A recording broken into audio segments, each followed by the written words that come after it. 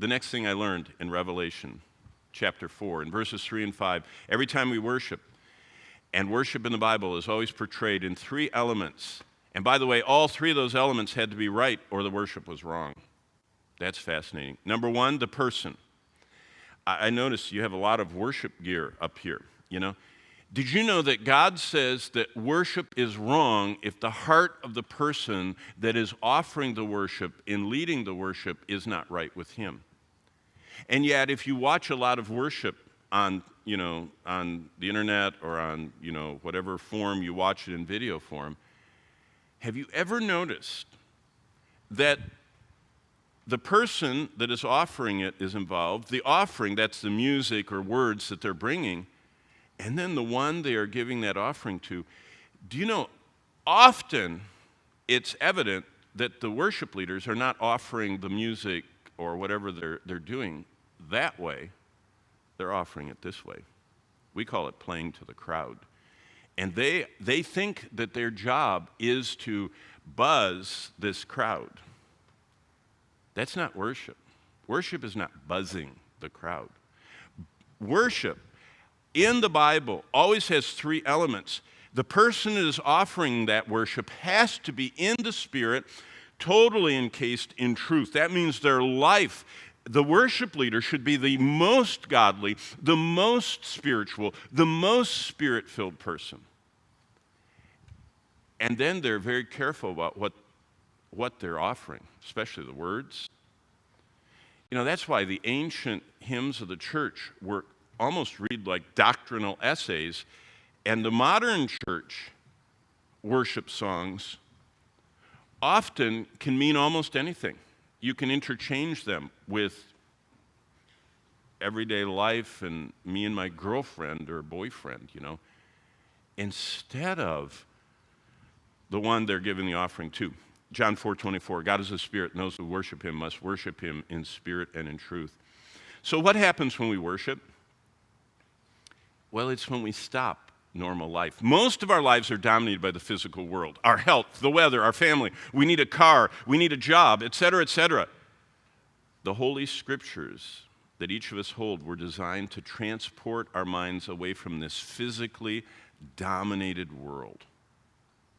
This is where it's easiest for me to live. I mean, I can see it, I can feel it, I can smell it, I have it figured out, I know the rules here, and I just operate down here. And the book of Revelation was made for me to start operating with the other part of my existence. It's to transport our minds to the spiritually dominated world of God's throne. By the way, Colossians 3 that I quoted to you, since you're risen with Christ, set your affections on things above as a choice. By the way, what does God's throne look like? If you read the book of Ezekiel, remember the whole book of Revelation has 404 verses, but it alludes to 800 other parts of the Scripture. Here is one, the clouds of raging fire. You read the book of Ezekiel, Ezekiel's all about, in fact, I'll read the book of Ezekiel. Ezekiel is so neglected. It's one of those harder books to read. Look how it opens. I remember my wife and I, by the way, my wonderful wife, is in this class.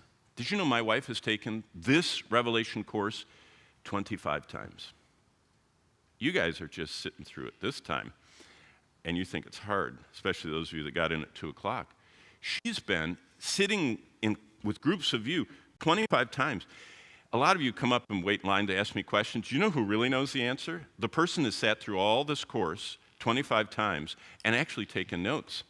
She sits in the back. Whenever we travel, people come and talk to me, and after a few minutes, they realize there's someone in the back that actually has experienced everything I've ever taught, because she's listened to every sermon I've ever taught, except when I gave her time off for the birth of our children. I did give her time off for that to go to the hospital. But other than that, she's heard every time.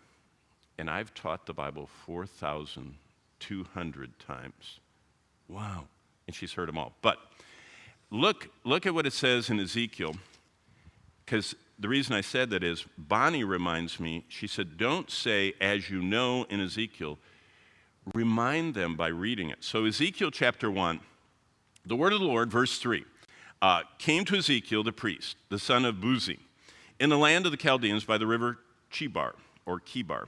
And the hand of the Lord was upon him, and he looked, and behold, a whirlwind was coming from the north, a great cloud of raging fire, engulfing itself in brightness. And you start reading this, and it says it was radiating the color of amber out of the midst of the fire, and from within it came the likeness of four creatures.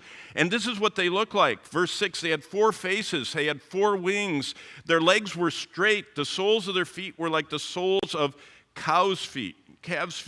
They sparkled like the color of burnished bronze, and all of a sudden we're going, whoa, this is really different, strange. Sounds like science fiction. Heaven, surrounding God's throne, always has clouds of raging fires. In fact, Daniel went to the same throne in Daniel chapter 9, and he said that the throne was burning, and out of it was flowing a river of fire. A river, kind of like lava. You watch Mauna Loa, the largest mountain in the world, that volcano sticking up out of the Pacific Ocean in the big island of Hawaii, and it's got raging fires that usually is erupting somewhere all the time with rivers of fire. It's very much like the throne of God. And then the throne of God has these sparkling ones. What happened to Moses when he spent 40 days up on the Mount Sinai talking to God? Do you remember what happened when he came down and the people saw him? He scared them all. Why? His face. The human body has the capacity to absorb some of the luminescent radiance of God's glory. And so Moses' physical body, by being actually face to face with God, God says, Moses is special. I talk to him face to face. Wow.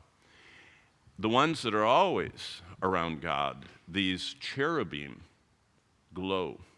They radiate. They sparkle. They look like fireworks. There are flashes like lightning. If you keep reading Ezekiel, verse 18, the cherubim, that's who these creatures are with those legs, straight legs, are covered with eyes. Now, who's a cherub that everyone's heard of? Satan. Satan, a.k.a. Lucifer, before falling, called Lucifer, which, Lucifer, that's the Latin word lux, lucius, means burning or glowing or fiery one.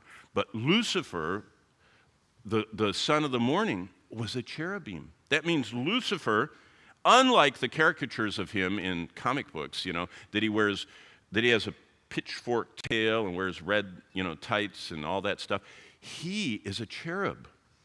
He's covered with eyes, he has all these wings, and he has four faces. It's very interesting, but we'll never get through this if I don't keep going.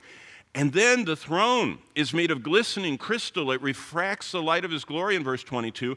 Plus, in the background is this sound of mighty waters. I remember when we took our children to Niagara Falls on our way to Word of Life once long ago, and we stood there on the American side, and they have the fence, and the kids, of course, were holding my hand because it actually, if you've been there, the vibration, you feel it in the ground. And they felt that was a little insecure. And so they grabbed my hands, but they wanted to go to the edge, but they wouldn't go without me. And so I went up slowly, and we got to the edge, and no closer, Daddy. And they just stood there because the sound was very fearful to them. That's always what John said when he heard the voice of Jesus on Patmos chapter 1. Do you remember reading that with me?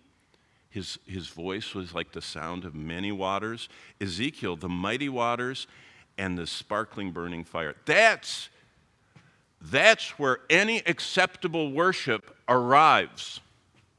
That's why playing to the crowd worship doesn't make it up there, okay? So if you want to lead worship, you start out by looking at the destination, looking at the character, looking at the holiness, looking at the one that we're worshiping, and it transforms everything. So I just put it this way, that's what we'll all see in heaven.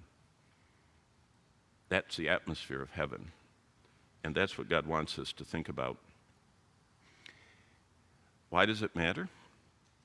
Because every one of us are going to stand in front of the throne with the river of fire that Daniel saw. John saw the sea of glass, describes the living burning ones, the flames that are always around the throne. Said there are 24 elders. By the way, 24 is never a number used in the Bible except for one thing, the 24 course of priests. Remember Zacharias and Elizabeth? Zacharias was of a course of priests. We find out the priests were organized, the Levites were organized into 24 groups, and they rotated through their duties at the temple. Christians, Peter tells us, are kingdom of priests. We are represented, all believers, all saints of all times are represented by these 24 elders. And they're the ones sitting on the thrones on the inner ring. Throne of God, the glassy sea, the 7 flames, archangels. Next, the circle of 24 thrones. But they don't spend much time on their thrones. They're always hopping off their thrones and falling on their faces. And beyond them, in countless circles, are all the angels. Now that's what we see in heaven. Once I did an Excel spreadsheet of how many square feet it would take for a normal human to stand and then fall on their face with their hands outstretched and then stand back up. It's kind of like doing gymnastics or aerobics or something. You'd need about a 4x8 sheet of plywood here. So I plugged into Excel 4 by 8 or 3 maybe, 3 by 7, so 20 some square feet.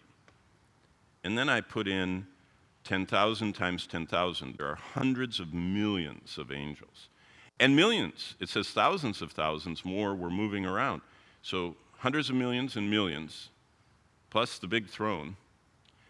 Now, any of you have seen the state of Michigan? Do I have it the right direction? It's this way, right? If you look at it at the map like a mitt. Did you know the throne of God, if you ever look at a map, would fill about 2/3 of the lower peninsula of Michigan? It's the square mileage it takes to have hundreds of millions of people and angels standing up and falling down and standing up and falling down. That's a big area. It's a good use of the English overused word awesome.